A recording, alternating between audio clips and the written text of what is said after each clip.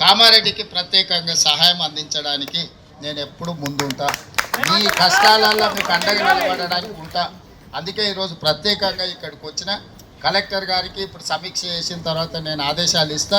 అన్ని మంచి పనులు చేయించుకోండి, కామారెడ్డిలో కష్టం వచ్చిన వాళ్ళని అందరినీ కూడా ఆదుకుంటామని చెప్తూ, ఇక్కడ పోచారం ప్రాజెక్ట్ 103 సంవత్సరాల క్రితం 26 లక్షల రూపాయలతో కట్టింది.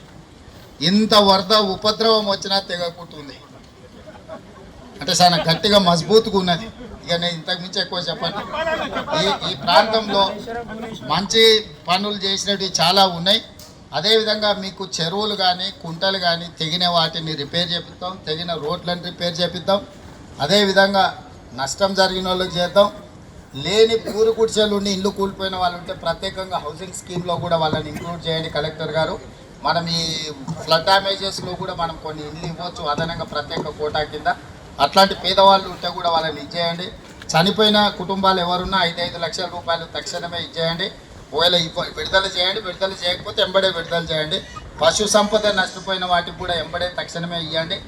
ఇళ్లకు నీళ్ళు వచ్చినప్పుడు మనం దాన్ని ఆదుకోవడానికి ఇచ్చే నగదు కూడా అన్ని కుటుంబాలకు వచ్చినాయా లేదా వాటి అన్నిటిని కూడా మీరు చూసుకొని వాళ్ళందరికీ కూడా, ఇంకెవరైనా మిస్ అయితే కూడా వాళ్ళందరినీ కూడా మీరు పర్సనల్గా మళ్ళీ ఒకసారి ఆ కాలనీలు విజిట్ చేయించి వాటన్నిటిని కూడా చేయండి. వాళ్ళు ఏదో రిప్రజెంటేషన్ ఇస్తా అంటారు, వెళ్ళేటప్పుడు తప్పకుండా తీసుకుంటే తొందరపడకండి.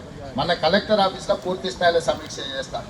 కలెక్టర్ ఆఫీస్కి వచ్చిపోతే సార్ వచ్చిండు అధికారులను కలిసి పోయిండు అంటారు. మళ్ళీ అందుకోసమని కాలనీలకు వచ్చి ఆడబిడ్డలు కలిసి వాళ్ళ సమస్య కనుక్కున్నా తప్పకుండా వీటన్నిటిని కూడా పరిష్కరించే బాధ్యత ప్రభుత్వం తీసుకుంటుందని తెలియజేస్తూ మీ అందరి దగ్గర సెలవు తీసుకుంటున్నా. ధైర్యంగా ఉండండి, ప్రభుత్వం మీకు అండగా ఉంటుంది.